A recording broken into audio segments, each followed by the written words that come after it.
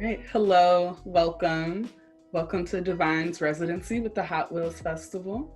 This program in particular is an altar building workshop with Talia K, Wright. I'm going to just briefly introduce Talia. Talia uses they and she pronouns. They were born and raised on the south side of Chicago. They're a poetry and prose writer and 2019 Pink Door Fellow. Their work is informed by Blackness, the Great Migration, and spending summer afternoons dancing under their grandparents' mulberry tree. Talia spends most of their time book selling, hanging out with other people's pets, practicing textile art, and generally being a Virgo. Welcome, Talia. Is there anything you'd like to share? No, thank you all for watching. Really excited to be here and build a beautiful altar with my good friend Wright. Yes. So for context, y'all, I wanted an altar for a while, but have always just honestly been afraid to build one. Like I've always felt like, oh, I didn't know what I was doing. I didn't do it right. I don't know where to build it. So today we're kind of going to go through all of those questions and wonderings. And this is going to be like a little intro to building an altar. And of course, Talia, you can speak more to this. I don't know that there's absolutely like a right or wrong way or anyone who's like the inherent expert on this, but this is more so just like a conversation of like community sharing their tools that they have with one another, and rather than anyone claiming expertise.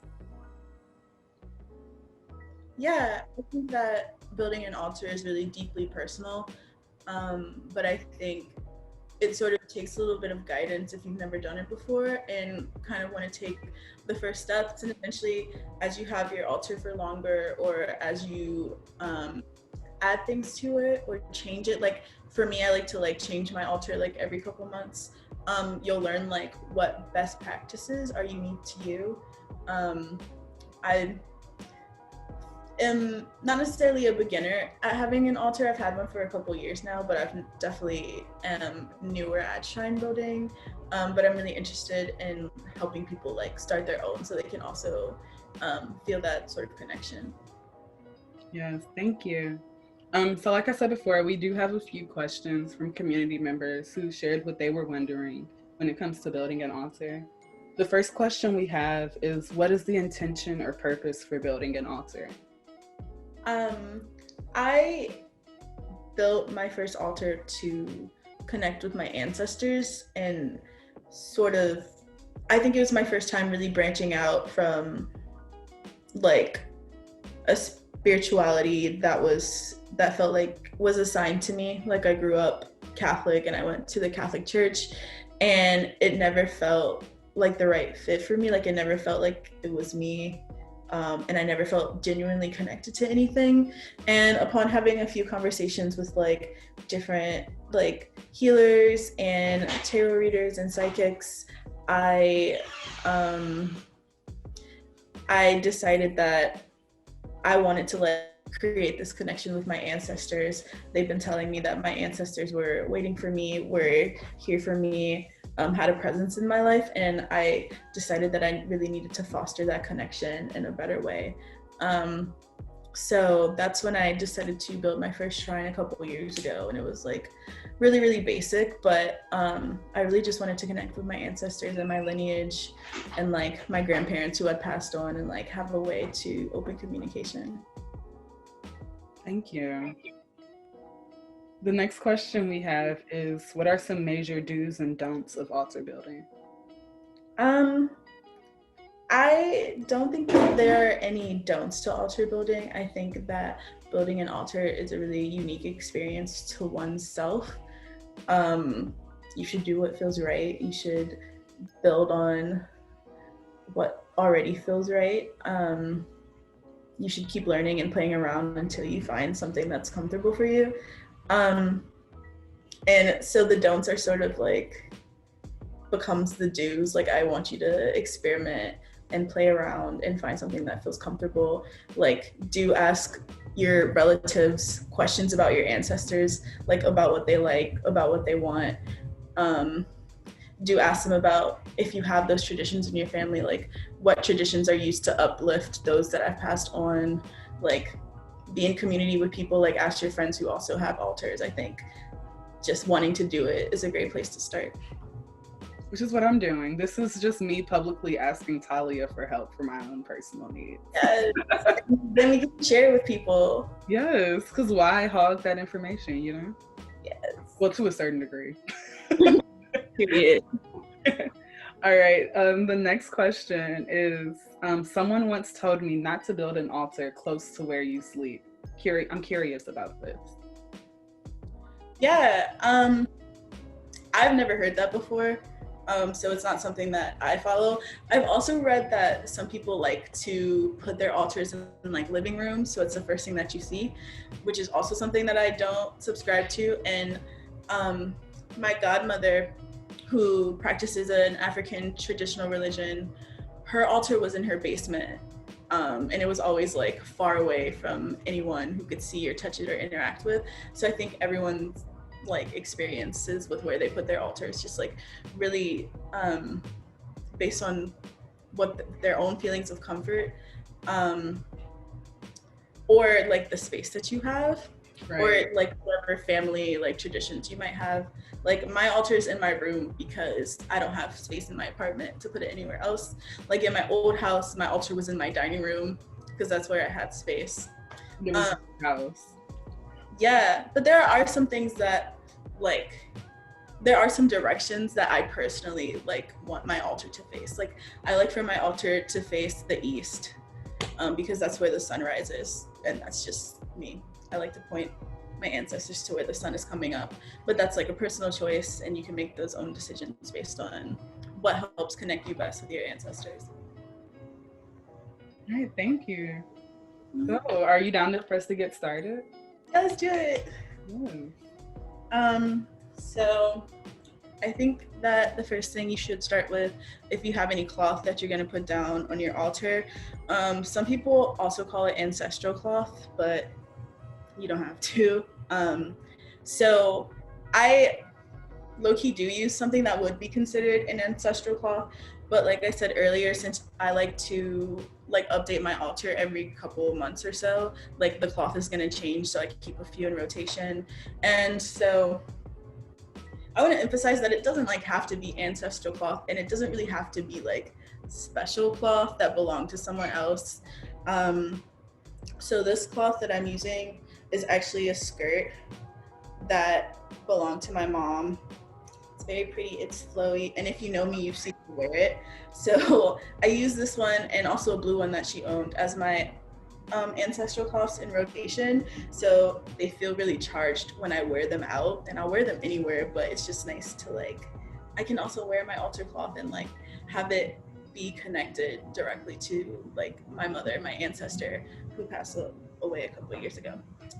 I also use a orange tablecloth that I bought from Goodwill, so you can do that. And then this is what I had on my last altar, which is just like cut up fabric from my communion dress when I did communion or confirmation, some ceremony. I also want to go on record and say that I don't believe in taking pictures or recording my altar. So the one that I'm going to be making is like a mock altar of what it would usually look like, but it's not the one I'm going to like go to bed with.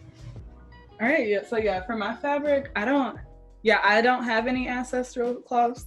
So what I grabbed for was this purple scarf that I just got from the beauty supply store. But purple is a color that so there are 3 ancestors that I have in mind as I'm building my altar. 3 specific ancestors I have in mind. My dad, Curtis, my aunt, Erica, and my grandma, Pearl.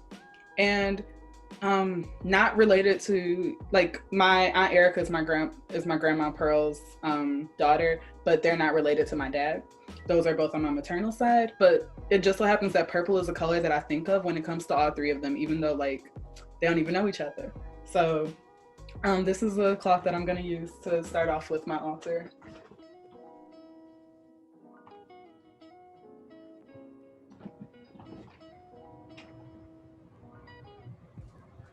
You see it? Yeah. Oh, and also, like the table I use has a little bit of significance. It's a table that my mom got from her great aunt's like old house that her cousin was like giving away. So it is a family object, but you can use anything. I'll probably upgrade it at some point.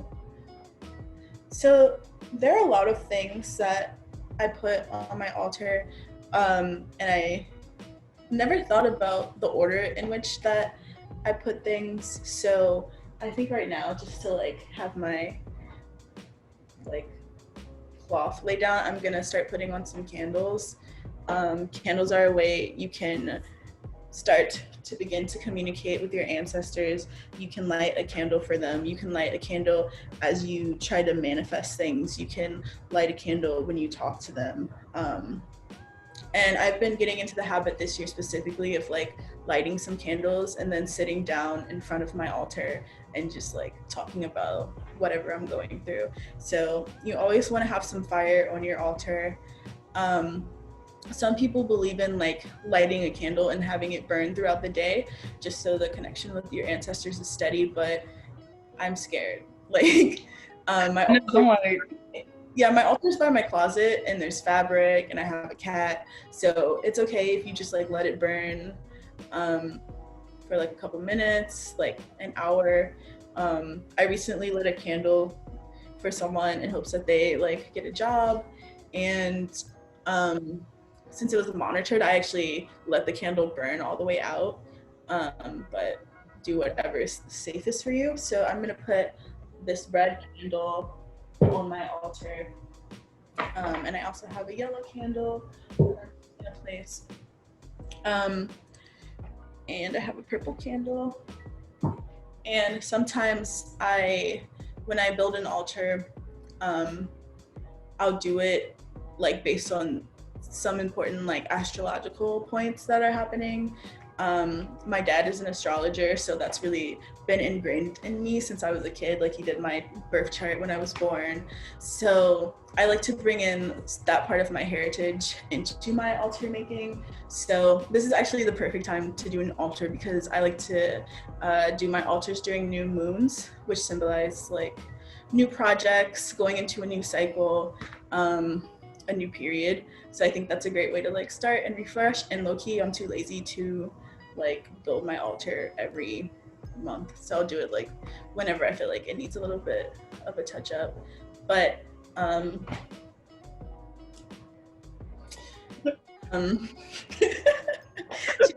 tagging me. This is determined to make an appearance. This is like, let us fight. For viewers, this is my cat Menace. Or Menache.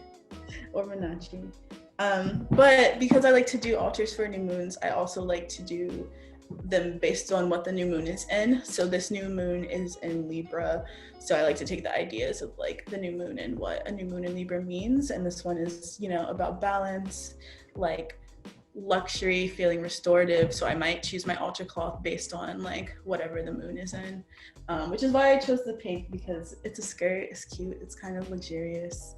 We're trying to rest this new moon in Libra. Nice. All right, well, I'm gonna add this blue candle to my altar.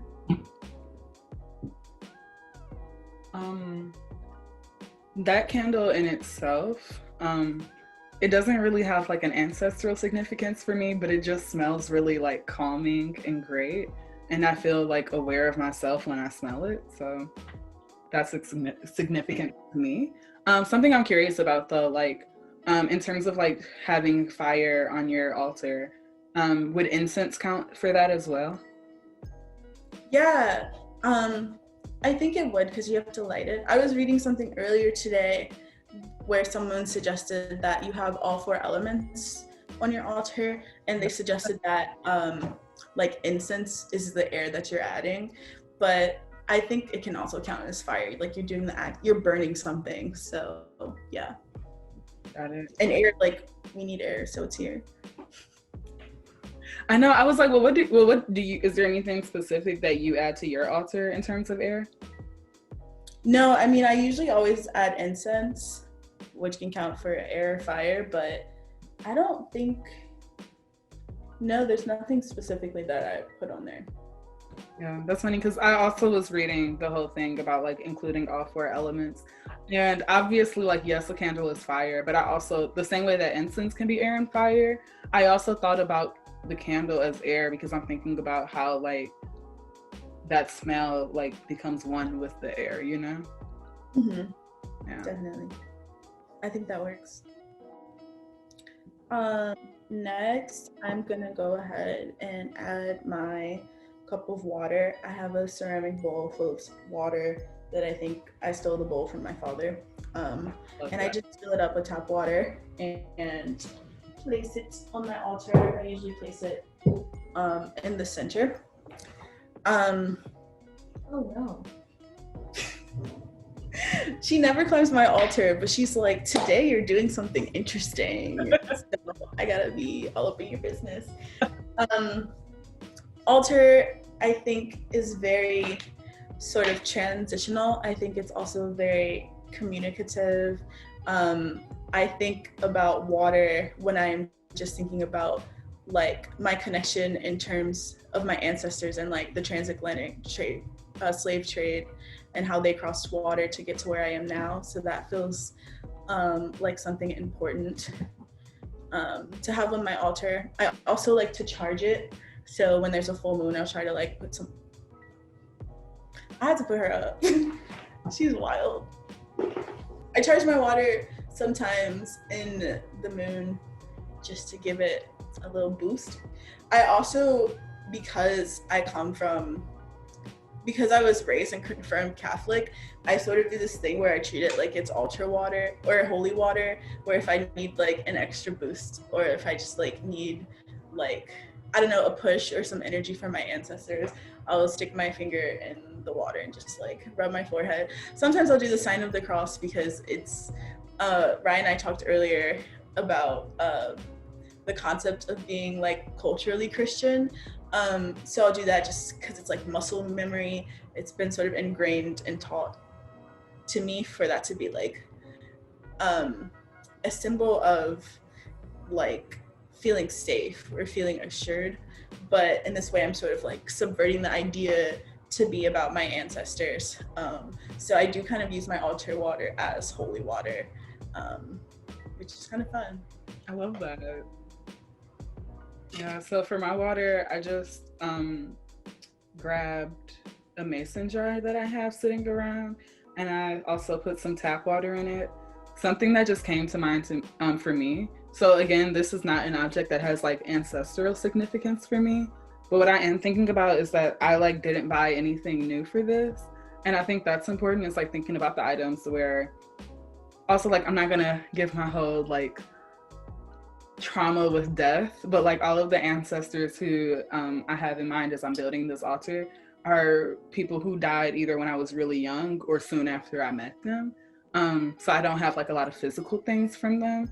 And what I think about is like the things that I keep and am not wasteful with, and not like buying things to throw them away, and keeping things so that way they can become ancestral objects for future generations in my like blood or chosen family. I'm gonna put this on. Do you think I should leave it with the lid off? I like having the lid off because I think when you put a lid on something, you're like closing it off. Right, and I want it to be like available to the ancestors. I've heard stories about people like noticing that like they put a shot of liquor on their altar and someone drank it and no one was in their house, so they think it was like the ancestors, and different stuff like that. They put like a nugget of weed on the altar. Yeah. It was missing.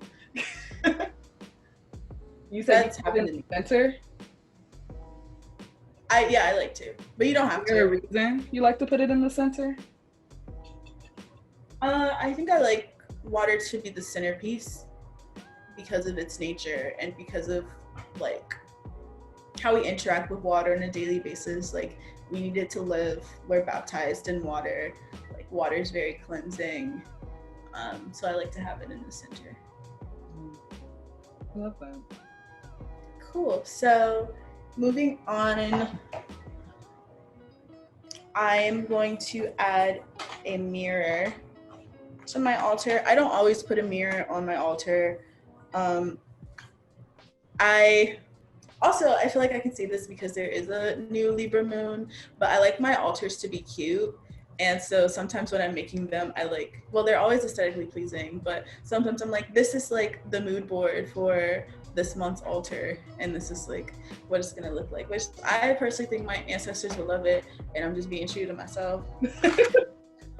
So yeah, today I will be adding this mirror. That's so cool. Like breaking the third wall here. Yeah, I don't know where I got this. I think I thrifted it. So I like to have a mirror on my altar because I can see myself reflected in my own altar because mirrors are often like portals to the other world if you subscribe to that type of thing. And also I read that mirrors help you reflect any negative energy that is directed towards you. So I like to put that on my altar so my ancestors can be a guide and also be there to look out for me. So I'm gonna go ahead and put it behind my candles so that it's sort of in the background. So I happen to also have a mirror to put on my altar. And this mirror says, well, y'all gonna see my junky room. This mirror says, Black trans life is sacred. And I wanted to put this on my mirror because all the people who I named in terms of blood family that this altar is for are, to my knowledge, cishet and like according to any histories that I have access to of them. But that's not the only lineage that I have. So for me, I'm putting this to connect with any like Black trans ancestors that I may have, both in terms of like community, but also thinking about blood family and who in my family may have been trans but was not able to share that publicly, or who in my family may have been trans but their history was not shared, even if they were public about it, if their histories were not passed down orally. I definitely just want to put this here to invoke them in that sense. Cool. I want to. I'm like, damn, maybe I should put mine on there. Oh, yeah, it's right behind you. Oh yeah. Yeah, we have the same mirror. Yes. It's a part of this one. Okay. Next, I like to add some. Usually, I always buy flowers, so maybe I might add a couple flowers to my altar. Some sort of earth. I like to add because it's pretty and it also like helps ground us to have plants and different things that come from the ground. So I have this wheat and I'm gonna place on top, and I'll show you a different visual in a second. And then I also have a gourd, which is also sort of part of like my offering that I did last month, since it is fall and, you know, acknowledging a change in seasons. So I'm also gonna go ahead and add it. And then I'll like give you a visual of how it looks right now. That's so beautiful. Thank you. Yeah, so for earth, I picked a leaf of my roommate's golden sage that they grow in front of our house. And I'm gonna offer that on my altar. What's interesting is that I've been thinking a lot around what my earth offering will look like on my altar. And last week I had a conversation with my aunt, who is my grandma's oldest sister, and they were really close. And because of that, when my grandma passed away, this aunt has been like a grandmother to me since then. And we were talking about my grandma specifically. And that was the first time I knew that my aunt had gone to school for botany, which like, this is a Black woman who's like 85 years old. So first off, I just love the fact that that's like something she did when she was younger. And I think that's like so powerful, especially like the reality is like, this is in Detroit too, where everyone just goes and like works a factory job, which I love and respect. But like, this is a disabled Black woman who was like born in the 30s, and she was like, she's different. Okay, she's quirky. And but what I didn't know is that my grandma was also really into botany and into gardening. I am not talented or skilled in gardening, and for that reason, I like have never like tried harder. I'm like, well, I guess it's just not made for me. But ever since that conversation, I've been thinking about doing more like learning and researching. and observing around gardening so that I can kind of like connect with her in that way. So as I offer this leaf, that's something that I'm thinking about. That's really sweet. That's really sweet. I think, and then, excuse me, speaking, um, based off of what you just said, I think it's a good transition to leaving like photos of our loved ones and things that remind us of our loved ones on our altar. So I'm gonna put a few pictures on my altar, some jewelry, and some other things. So first, I want to I'm gonna put this photo of my mother So on beautiful. the altar. She died 4 years ago, I think. So I think I don't remember if I started making altars before or after she died, and I feel like it would be very powerful of me to remember that. Um, but I can't. So, but I've been doing them for a few years. Maybe after, because I think it's been less than 4 years I've had one. But I'm going to put a picture of her in front of my mirror. I also have this postcard that I actually got from the Allied Media Conference of Marsha P. Johnson, just in remembrance of our LGBT heroes, trans Black women heroes. Not there. And then I also had a picture of my late grandmother, my paternal grandmother, and she died about a year ago. So, in addition, I usually just put them in front of my mirror. And I am also going to put some jewelry. This belongs to my grandmother. It's a gold chain that hooks in the back. I'm going to lay this around my water bowl. Let's see anything else. Oh, and then I have a collar from my cat who died in January or February for Butter. Oh my gosh. And then I have a tag for my mom's cat who died when I was so young, but like reminds me of Butter in such a strange way. So, and I found it in my mom's jewelry box, so I decided to pay homage to Sebastian the cat as well as a pet that was in my life. And I think that's all I'm gonna add for now. Here's a shot of how everything looks. I might rearrange it as we go. Nice, that's beautiful. Thank you. All right, so the next item that I'm gonna put on my altar is this Eco Styler gel. Every picture I see of my Aunt Erica, her hair is laid.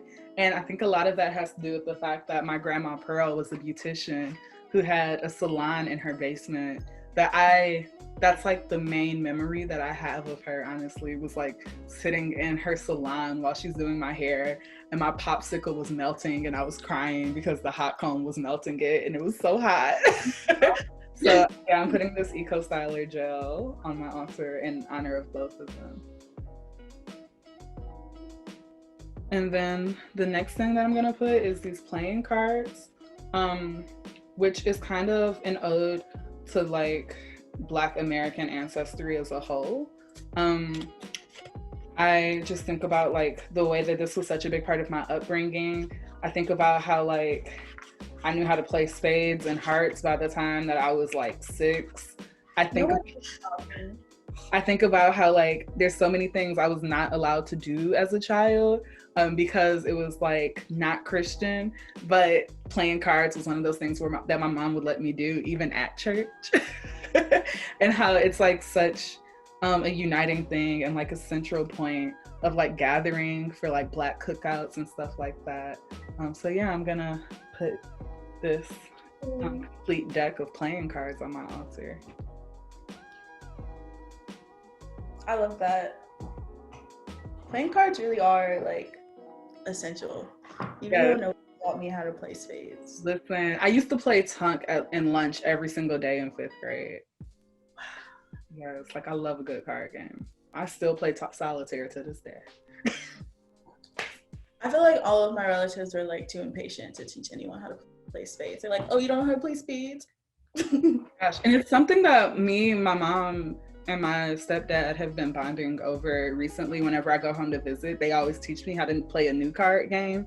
They think that card games are such a huge part of our culture and our families, but they think that me knowing how to play spades and hearts is not enough, and Tunk is not enough. And I can play BS, like there's other card games I can play, but they're like, oh, you don't know how to play Trump, you don't know how to play this, or you don't know how to play that. They're like gatekeeping card games. Yes.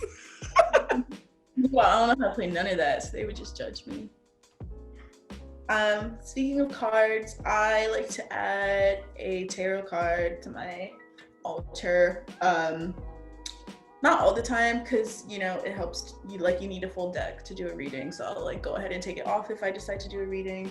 But sometimes I'll put a card or 2 or 3 or 4, depending on like what energy I want to put into the new moon. Like I said, I refresh my altars on new moons usually. Sometimes I'll cheat and just refresh it because I feel like it, or because I spilled tequila on it or rum from my offering and they don't like a messy altar. So anyway, I will put a tarot card on my altar. Sometimes I'll put a card that's just based on how I'm feeling, and even if it's negative, I'll just put it. But I also like to put a card to like manifest things, to put out what I'm hoping for the future, to put out like what I'm thinking of. So for today's purposes, I'm gonna put out the Star, and it's a picture of a woman pouring out water in a pond, and there are stars around her. This is my favorite card. This is a card I also have tattooed, and it is a card for spirituality, oneness with the universe, balance, etc. So I thought it would be perfect for today's purposes. So I'm gonna go ahead and place it among the photos I have of my relatives, so you can see it there. And then sometimes I'll put more than one card on there, and just like lay it across the mirror. So those are my tarot cards. Was that deck gifted to you? Yes, great question. This deck and also this really pretty box was gifted to me by my aunt. So they are ancestral tarot cards, and some people say that your first deck of tarot cards should be gifted to you, and these were, and it feels very powerful that they come from a close relative. My favorite aunt. Don't let my other aunts see this. We all do that. But yeah, she gifted me these tarot cards, so it feels extra special that I can like take a tarot card and put it next to a picture of her mother. Yeah, your aunt is an icon. Like everyone knows what y'all have is so special. We love Crystal. Even her name, amazing, perfect. And she's a Taurus. Her energy, like, oh my gosh. You know she's a Taurus, right? I did not know that. It makes sense. Other things I like to add to my altar, I like to add different stones. I believe that putting stones on your altar, especially at like altars to your ancestors, help charge anything that you put on it. So like I'm gonna put this opal rubbing stone and say I was having a bad night or day and I wanted to use it to like calm myself. I feel like taking it off my altar after it's been there will like help me calm down, because it also is like absorbing the energy and love from your ancestors. So I like to put those on there. I don't remember what this one is. I think it might be Chalcedony. Put some amethyst. You can put amethyst under your pillow and you'll have really vivid dreams. Some rose quartz, one of my favorites. And then I also have a tiger's eye that helps with concentration, which I fucking need.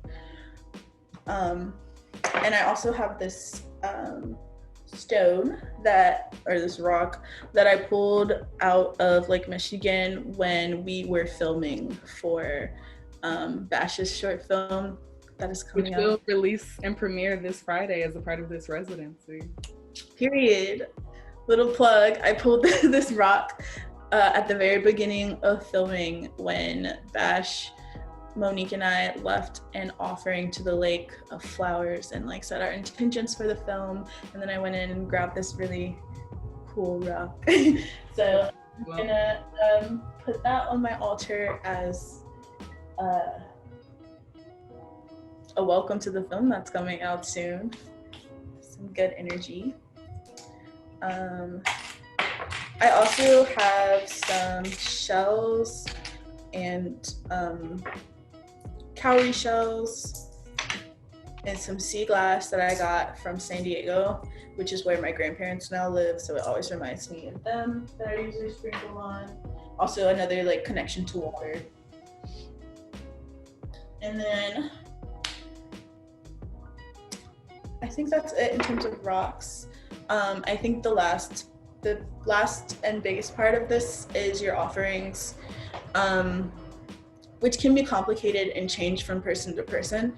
I did not start leaving offerings until this year. I didn't really leave offerings before. Sometimes I would leave offerings of alcohol, but I've started leaving like food offerings whenever I cook, which is not often, but I try to, like, if I make dinner, I try to remember to put something out. And offerings can look really different for a lot of people.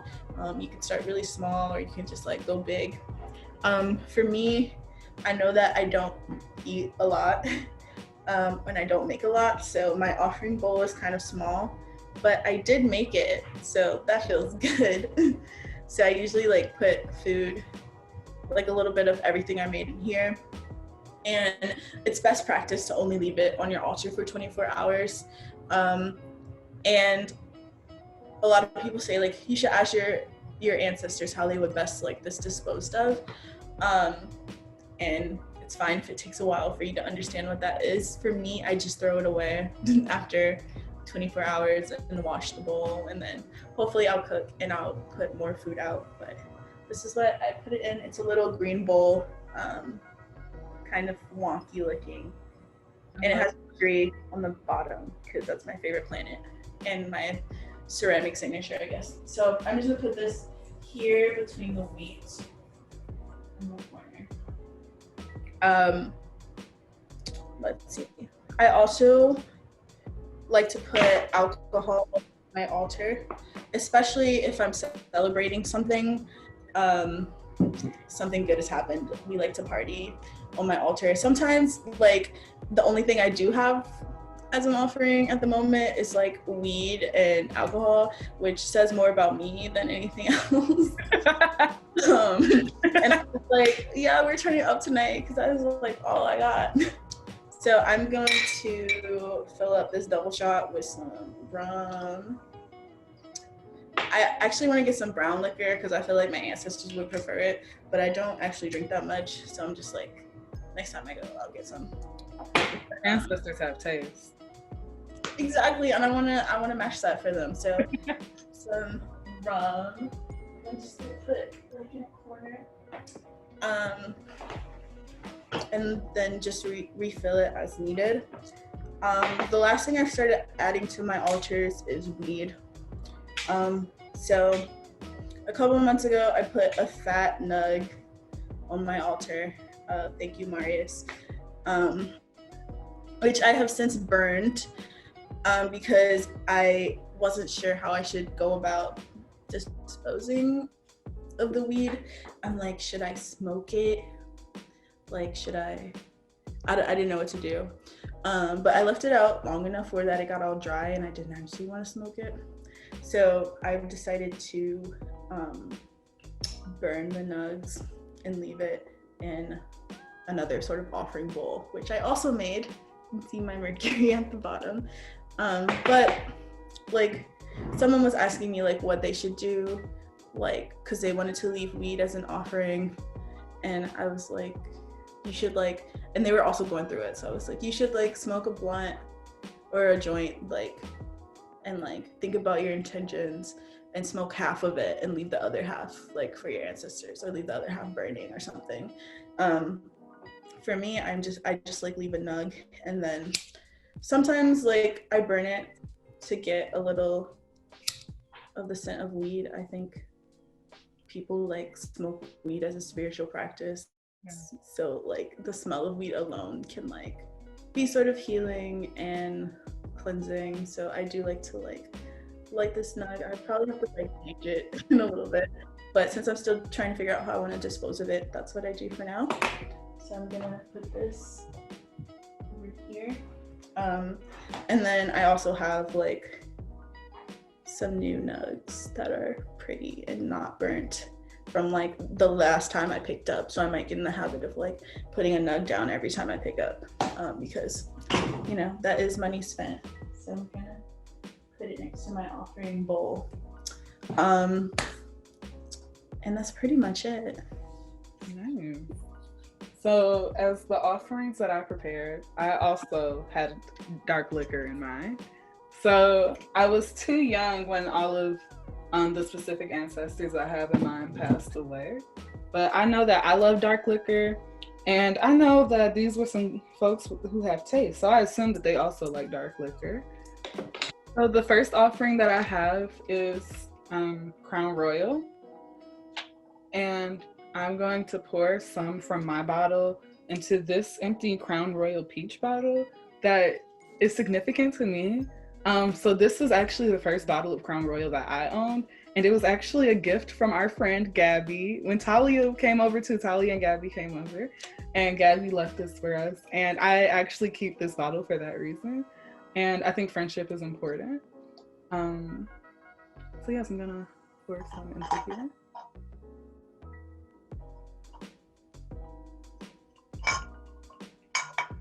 As an offering, I'm gonna place this on my altar.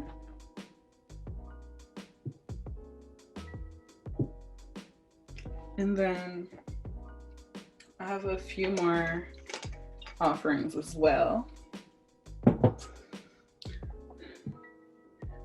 So I'm gonna use this container that was previously used for a candle that's just really beautiful to me. Again, I'm just repurposing things that I already have. And I'm gonna use this as my offering bowl. And something I wanna offer are these bath salts that were gifted to me from my friend Kenyetta, who's now my roommate. So this was before she was my roommate.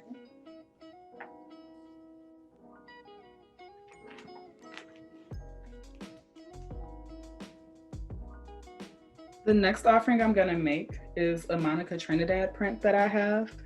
It reads, "I believe in the fire of love and the sweat of truth."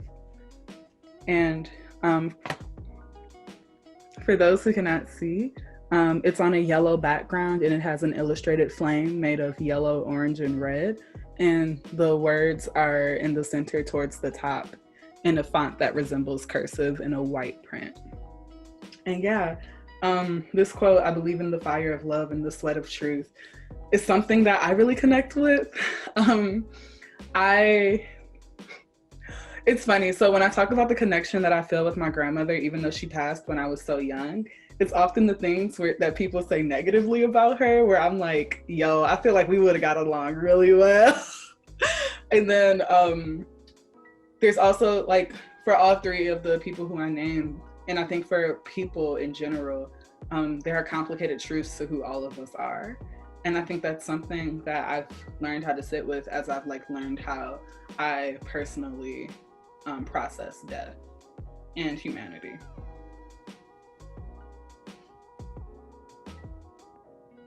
And then my final offering is this divine sticker. I'm acting like I'm on YouTube. This divine sticker, it's our logo. But I'm putting this on my altar as an offering because so much of the work that I do within Divine is influenced by the way that I've processed the death of the three people who I've named today. And this is something that I'm definitely doing for ancestors and for future descendants. Yeah. I want this work to be dedicated to and in honor of them always. Hey. I am also offering my sticker, my Divine sticker. Place it right under this canvas. And then I think the last thing that Ryan and I are going to do is we are going to light our candles. In my case, I also have some incense. I think incense is a really important part of having an altar, having that scent that grounds us. It's something for the ancestors to feed off of and enjoy. I like to use like traditional like long incense, but I don't have any right now. My incense holder, so I'm using these little triangular incense. So I'm gonna go ahead and light on camera.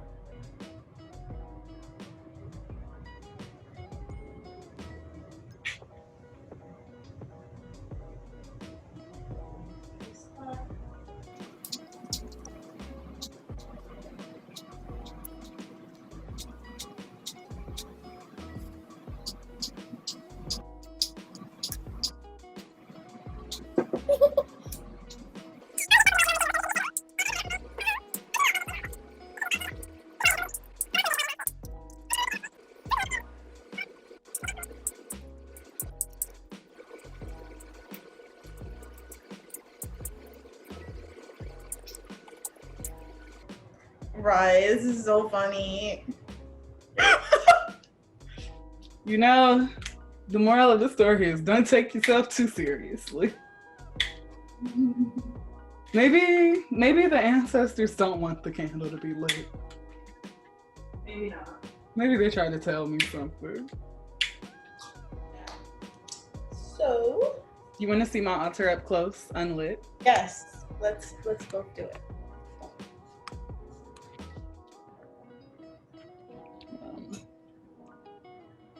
Can you see it? Yeah, do you have your phone? Can you shine your phone light on it? Yeah.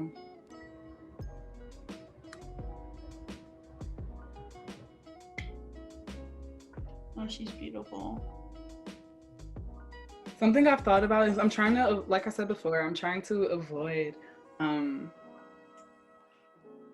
buying things for it in terms of like, not because like of cheapness, but like wastefulness. And do you know anything that could be like repurposed as an incense holder? Yeah, like any bowls or like small plates that you don't like to use. Like if you find any ashtrays. A lot of the things on my altar are actually things that I thrift or like make. Like most of my big candles, like I don't buy, I like get them from thrift stores. I only take candles that have not been lit, because you don't know. Wondering about that because of like the energy. Yeah, you don't know what they was using those candles for. So I only buy unlit candles from thrift stores. But like if you find some good ones, like definitely take them. Like they're unlit, they're yours now. But a lot of my things on my altar are also like repurposed. Like this bowl was my dad's. Like I made these things. Yeah, I think you can use anything that you feel comfortable with using. Nice. All right, so before we wrap up, I do have one final question from a community member. Mm-hmm. They asked, I would love a list of other ideas of stuff to include on your altar other than just the essentials. So I think we offered some of that a bit, but are there any other suggestions or thoughts you have around other things people could include? Yeah, I think that you can add like any memento that has significance to you, like any object that is really important to you. Like you can add that. Any object that belonged to an ancestor or a loved one. You can add things that were given to you. You can add handwritten notes. My partner and I would do like New Year's like intentions, where we would like handwrite our intentions on notes, and then I would like light a candle and put those intentions on my altar. So like anything you write, you can add. Anything your friends give you, pictures, of your friends or anyone you're in community with who has passed on, like your ancestors are not only people that you're related to. Like I feel like I have my ancestors in like queerness, like ancestors in Blackness, like ancestors in writing and poetry. You know, ancestors in community is like really, really important to think about. Yes, Ashe, thank you. All right, so thank you so much for everyone for watching this and experiencing this with us. And I hope that you use this as a tool to like think further about your own altar or maybe build your first one. Definitely check out the rest of our residency coming up for the rest of the week. Our website is divineartbook.com. For more about this residency, go to hotwheelzfestival.com. Wheels and Hot Wheelz Festival is plural with a Z instead of an S. And then also, Talia, where can we find out more about you and your work? You can find out more about me on my Instagram. You can follow me at cherub.jpeg. It's CHERUB.JPEG. And you can also see me act a fool on Twitter. My Twitter handle is restinplants, RESTINPLANTS. All right, thank you so much. Have a great day, everyone. Thank you. I'm so excited to see y'all build your altars and flourish.